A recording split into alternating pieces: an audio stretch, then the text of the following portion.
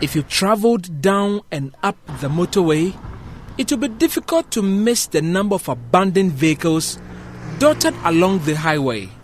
The shoulders of the road has become a repair station and quickly attracting numbers by the day. Heavy-duty trucks line up the shoulders of the highway, running as far as the eye can see. According to some of the drivers, they have no option than to park here while they wait for documentation for their cargo. Akwesi Techi is one of such drivers. In the port, if you load, there is no place for you to park again. There is no parking place from Tema to this place, and even from this place to Accra-Tema or something. There is no parking place. The place where we can find a comfortable place to park, and our people too haven't ready yet. So unless you find some place to park, so that when your people come, then you go. Their presence here only exposes many motorists to untold danger, and some of the truck drivers even agree. We know that we are disturbing, but we don't have any option. Okay. While waiting for their documents, some drivers inspect their vehicles and others simply use the time to rest. Some of the drivers explain that some agents at the Tema Harbour offload their cargoes onto their trucks to avoid paying demurrage at the port. While parked there, some drivers say they are harassed by some city authorities. Al-Hassan Tahiru is a victim. They come, I wasn't inside the car. They just came and opened my gate and they took my key. And when they came to my car, I wasn't there. They just opened the gate, they took the key. I don't know where they have sent with the key. More drivers report same. They say it only prolongs their illegal stay at the site. Yesterday he came there and said that he's going to lock the car, and I said no. Then let me move the car. He said no, I shouldn't move the car. And off it. When I started, he himself climbed and off it and moved the key and go. Why? And we don't know where he sent the key. So if we are even ready to go, we can't go. But not everyone agrees with the drivers. The parking place is small. But from there to the organizer there, if they're not parked there, it's good because that place is causing big accidents. He only gave his name as Nathaniel. He observed that the number of accidents around the toll booths have increased since the trucks started parking there. People was that here is plenty people because of this parking of the drivers. Then parking for the toll booth. So if we give him there some place, let's give him another place to go and park. Because last year, almost about, since the time them blocked toll up to December of last year, almost about 90 people are dying here. Nathaniel says the local authorities are yet to respond to his many appeals. Why? Come and see Bola for the back here. So many Bola. I went to Ashama Municipality, AMC or CPPO, say, oh, why? There. You throw me away to tell me that I should go police. But the drivers insist if they had an alternative, they would have moved. We are not here for fun. We are just not here for fun. If we have some place to park, we will not even park here. I don't know, other Tema or this place, they should find a place for us. When we park, we finish, we'll go and park there. Without warning signs, commuters are exposed to higher risk of accident.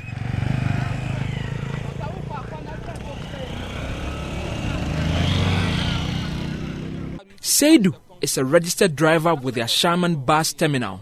He has been driving on the motorway for at least 10 years. At night, these abandoned trucks become the sleeping area for some bus conductors. But on these dark roads, it's a disaster waiting to happen. And even some cars that we are following, like trucks and others, they don't even have tail light or brake light, so that you that is following him will know that there is a truck in front of me. Isaac Kwesi Johnboa is unhappy about the situation. And some even don't have the side reflectors. You understand? So you as a driver going, looking forward, without seeing anything, before you realize you are closer to a truck or a big car, without triangle on the road, it's very hard to apply brake and stand at a spot. So you might finish ending in accidents. The woes of pedestrians and commuters on the express highway is far from over. It's been nearly 50 years since the first vehicles plied the Accra-Tema motorway. It has now become a nightmare to both drivers and commuters. Crossing the motorway is no mean task. Rashida, not her real name, and her daughter have to gather some bravery at least 2 times a day. The motorway there is very difficult. They should do something about it. I'm afraid. Look at your left, right, then left again, and then dash across the street.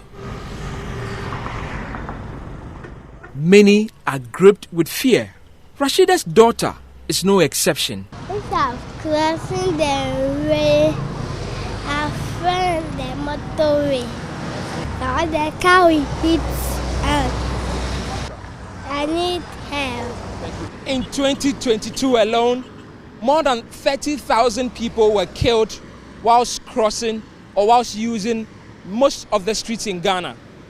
And the motorway has contributed its fair share to these statistics.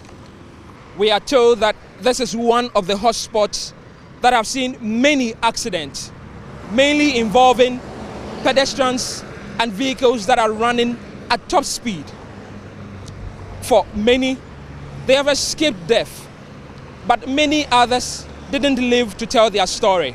Like Rashida and her daughter, thousands cross the motorway at many points.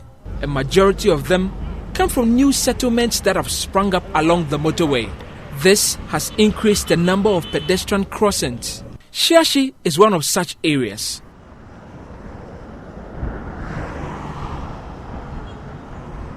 Pedestrians cross the highway to the adjoining communities. The sheer speed of the oncoming vehicles is scary enough.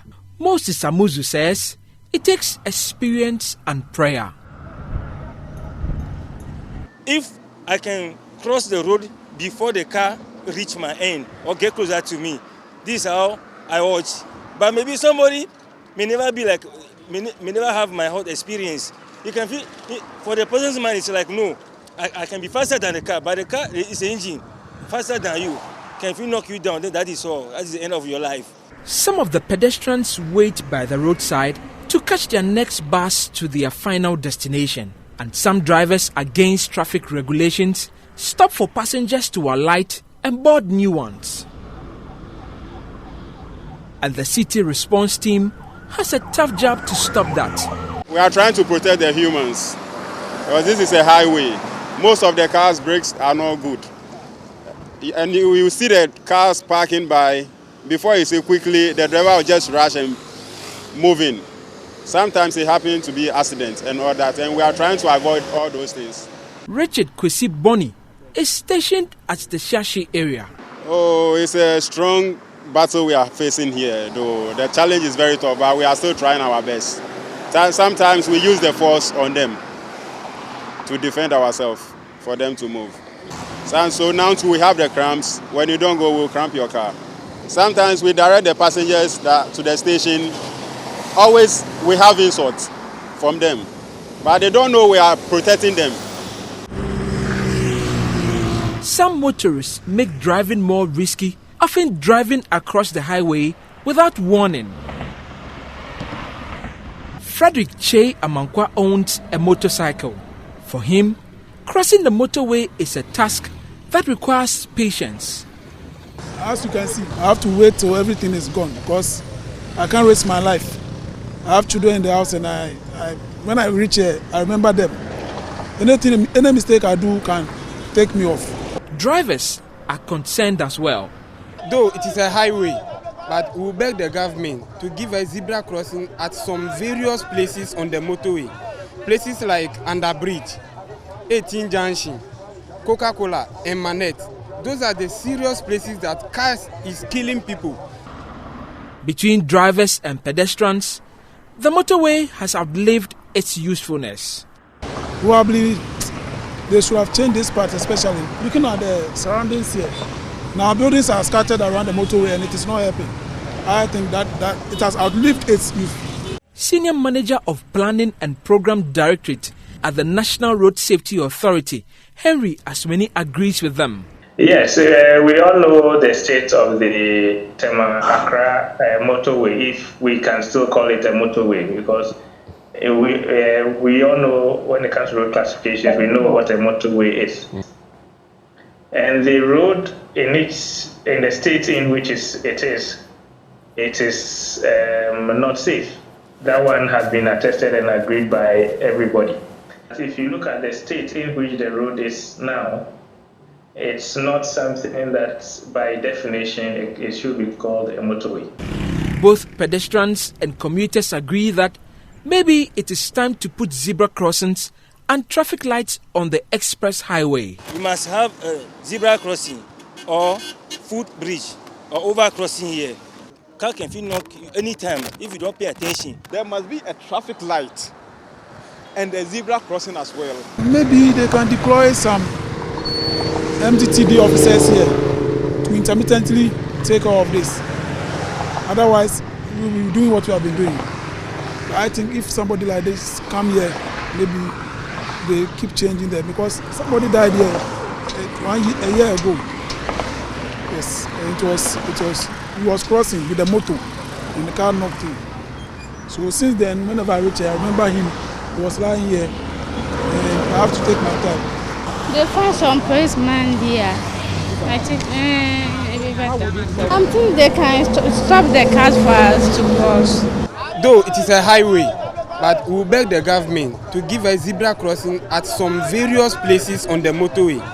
We have some more problems, especially abattoir bridge, and we have the second problem, the light. We don't have light on the motorway at all.